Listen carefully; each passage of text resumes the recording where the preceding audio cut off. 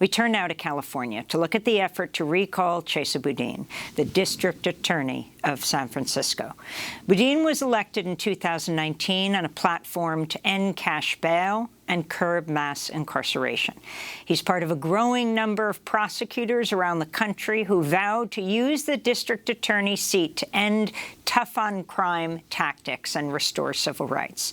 During his time in the office, Boudin has taken many historic actions, from charging an officer for manslaughter to creating a wrongful conviction unit that recently led to the freedom of a man wrongfully imprisoned for 32 years. Chesa Boudin has also cut the juvenile jail population in half. But his efforts to reform the system have faced a backlash funded in part by the real estate industry and ultra-wealthy donors. Key backers of the recall include the billionaire Republican donor William Oberndorf, former PayPal executive David Sachs, Ron Conway, an early DoorDash investor, and Gary Tan, an investor in Instacart. Chesa Boudin's critics blame him for what they describe as a rise in crime in San Francisco, but these claims have been challenged.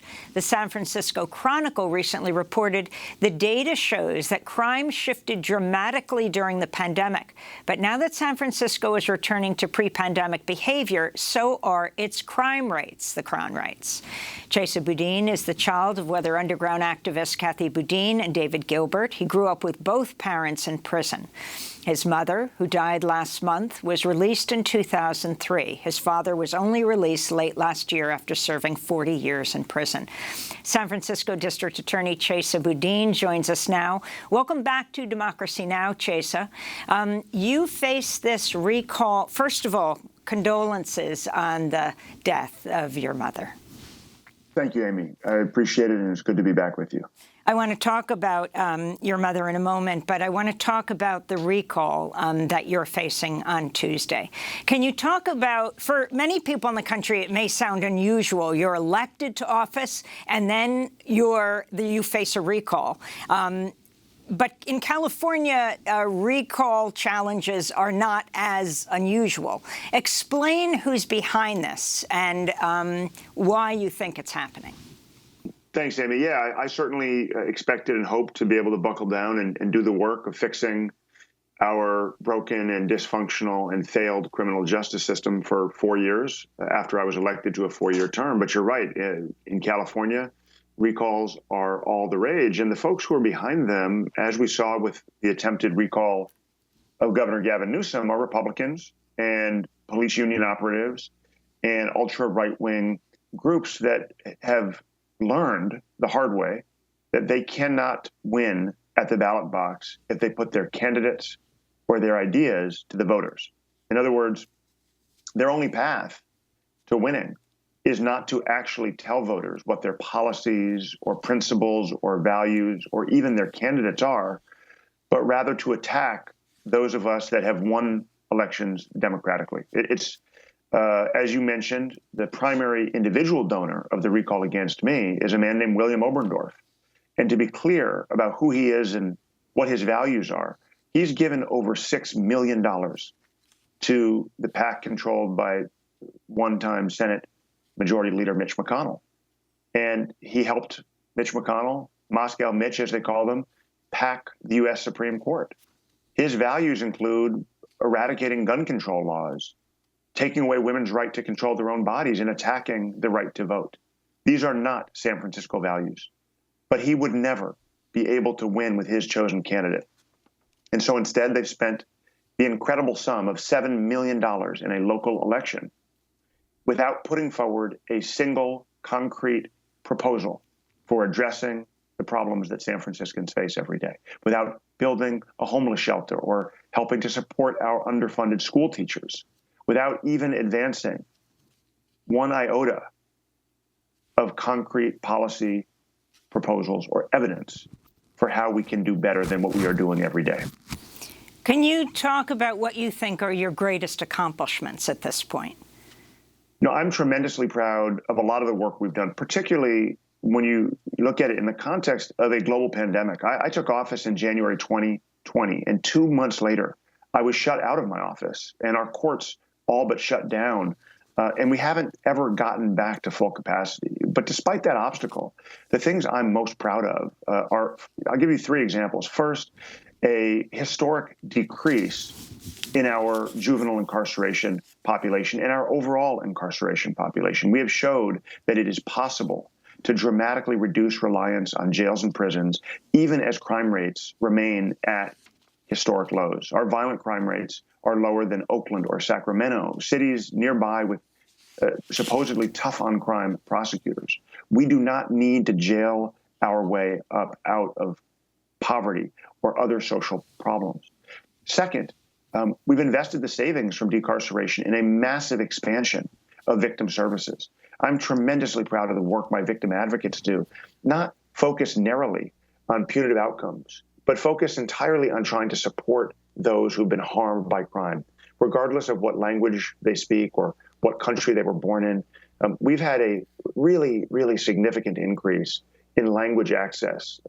I created 10 new victim advocate positions, and 8 of the people we hired to fill those positions are fully bilingual.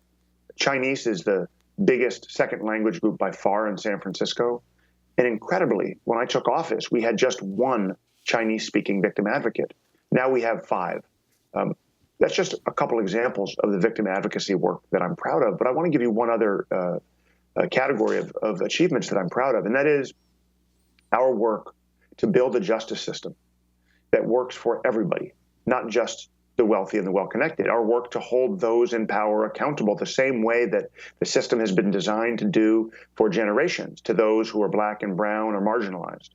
In other words, we created a worker protection unit that has sued the very companies folks like Ron Conway and William Oberndorf have invested in and made their millions off of, because they're systematically stealing from their employees. We created an independent Innocence Commission, as you said, that exonerated a man who was wrongfully convicted by this failed system after 32 years of incarceration. And we are holding police and others in government who are corrupt or who steal from voters and taxpayers accountable. We are doing the difficult work of taking on the entrenched status quo in a way that gives honor and dignity and meaning to the words chiseled in stone over almost every courthouse in America: equal protection under law. In speaking to the New York Times, you talked about a man who offered to support you if you stopped supporting San Francisco as a sanctuary city. Who was that? What happened?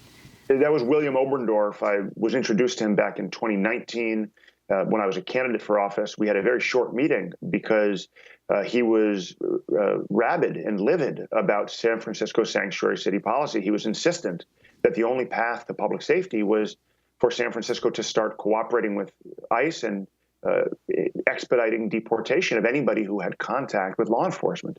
I made it very clear to him as a matter of principle that I simply disagreed with his view. As district attorney, I told him, and I'll tell you now, it is critical that all of our communities, including our immigrant communities here in a city that is a proud sanctuary city, feel comfortable and safe reporting crime and cooperating with law enforcement. If a victim of domestic violence is undocumented, do we want her living in the shadows, not coming forward and seeking services and accountability because of her status? No, we want them coming forward. And we want even those people we prosecute to know that if they show up to court, they will face consequences and accountability comparable to anyone else who's charged with the same crime. But we will not engage in double punishment. We will not undermine the trust or the ability of our immigrant communities to fully participate in our society, to seek services, to be held accountable, and to join us in San Francisco as residents that share this beloved city. I told him that. He was livid and outraged, and his wife tried to calm him down unsuccessfully. And at that point, we ended the meeting, and I haven't spoken with him since. But he has now pumped more than $650,000 into this recall effort, and half of it, Amy, amazingly, was done in a stock contribution, not cash, but stock, so that he could avoid paying capital gains on the increased value of that stock investment.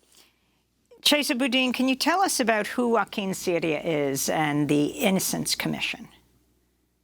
Joaquin Ciria is a Cuban-American man who was convicted of a murder he did not commit more than 32 years ago now. One of my promises as a candidate for district attorney was to create an independent Innocence Commission, because I recognize that it is not enough to do justice. Going forward, we must also look back in time and correct injustices that have been perpetrated by our office or by the broader criminal legal system. We know that over time, science and forensic evidence standards have changed and improved. We know that our understanding of police misconduct and prosecutor misconduct and even jury and court error have improved and changed. And so we do a significant amount of work in my office looking backwards at cases where people were potentially wrongfully convicted, or other similar situations where perhaps it wasn't a wrongful conviction, but it was an egregious draconian sentence. And we try to correct the injustices of the past, even as we move forward, with more than 15,000 new criminal cases since I've taken office. In one case, the case of Joaquin Syria, we found a man who had been convicted of murdering his own friend. There was no real motive. There was no forensic evidence whatsoever connecting him to the case. And we saw many of the red flags of wrongful convictions around the country.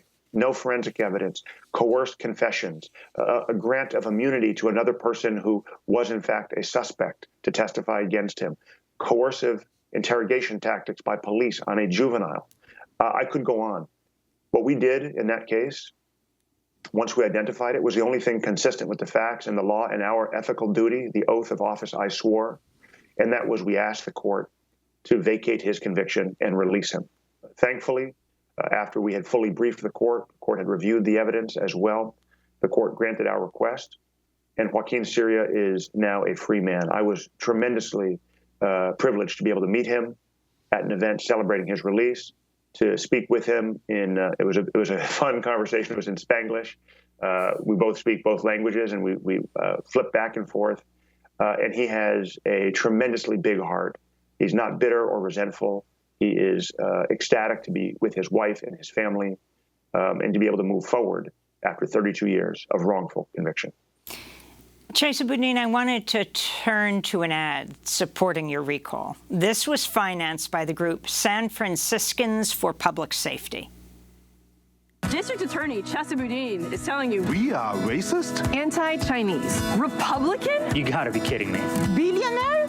I wish. We're proud Democrats. Democrats. Progressives. Uniting to recall Chesa Boudin now. Because he is failing to do his job. Supporting the recall was a tough decision for me, but he lets repeat offenders back out on the street without any consequences. We can't wait until the next election. Vote yes on H. Recall Chesa Boudin. So that ad was put out by San Franciscans for Public Safety. Tell us who they are and respond to the ad's allegations. Amy, the name of one of the official recall committees is San Franciscans for Public Safety. It's a fairly disingenuous name, as is that ad. And frankly, every ad and piece of mail they've put out is rife with lies and political spin and propaganda. It's particularly frustrating to see a Democratic stronghold like San Francisco taking a page out of the playbook of the national Republicans and police unions that are attacking criminal justice reformers like Larry Krasner and Kim Foxx and so many others from coast to coast. What they are doing is exactly what we are seeing in the efforts to stop criminal justice reform, to undermine policies based in evidence that actually make our communities safer and that begin the long and difficult job of eradicating racial disparities from our criminal legal system. These folks have accepted millions of dollars from Republicans. They pretend that it is a Democrat-led movement. They've hired spokespeople. They have recruited folks that were fired or pushed out of my office because they represented the status quo, and they refused to think more holistically about how we could build safer, more just communities. And what they do is they invent lies. They take one case, they cherry pick it, they misrepresent what happened, and they directly, straight up lie to voters. I'll give you one example. They had another ad that you didn't show where a former prosecutor in my office claimed that I disbanded a auto burglary operation team and refused to let her prosecute auto burglary cases. The reality is that I have led, and it's now public, it was on the front page of the San Francisco Chronicle a few weeks ago, what is likely the biggest ever sting operation involving auto burglary, stolen goods in San Francisco history. We led that operation while she was in the office. We have emails from her that were published by the media that show she was well aware of that operation when she left the office. And she went on TV in an ad backed by Republican billionaires like William Oberndorf and lied directly to the camera and said, we stopped prosecuting auto burglaries and stopped investigating auto burglary crimes. We led the biggest operation in San Francisco history. She didn't want to be part of our work. That's all right. But what's so disingenuous and so dishonest is that rather than advancing solutions to the real challenges we face of wealth inequality, of an addiction crisis and public health crisis playing out on our streets, of a backlogged court system, of state laws that desperately need modernization, instead of advancing concrete ideas about how we can do better in promoting safety and justice and accountability, these folks do nothing but attack and spin and lie. They are a scourge to democracy. They are anathema to all people of conscience who are fighting for change and criminal justice reform. In fact, one of the leaders of a separate recall committee just yesterday in The Guardian was quoted when he was asked about what policies they would advance, what solutions they were advocating for. He was quoted as saying, we don't do policy or analysis. We just attack criminal justice reformers. That's what he said. That's what they're doing. And San Francisco voters are smart enough not to fall for their lies.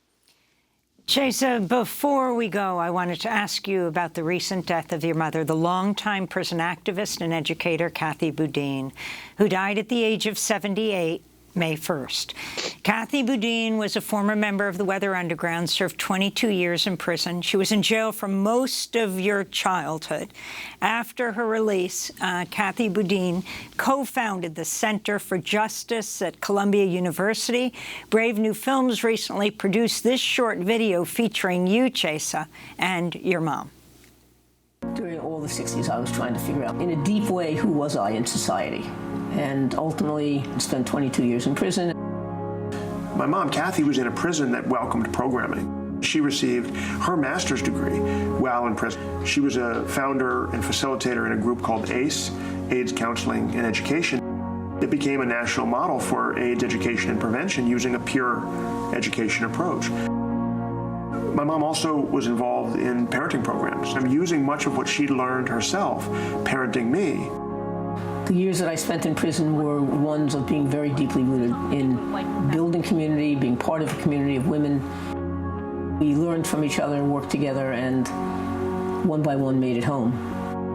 I got my doctoral degree in a teacher's college at Columbia. I grew up wanting to be a doctor. We built a program at a major hospital in New York with like 5 or 6 different women that I was in prison with. That program was to provide welcoming medical care for people coming home from prison, men and women. We initiated what ended up being the Center for Justice at Columbia. The entire university, different disciplines, would get involved in thinking about the prison system. Would all have a way to contribute to reimagining what a system of justice would look like. That's Chesa Boudin. She died just a month ago here in New York of cancer. Chesa, can you talk about your mom and what she meant to you? You grew up visiting both your parents in prison. Amy, it's hard. I loved my mom.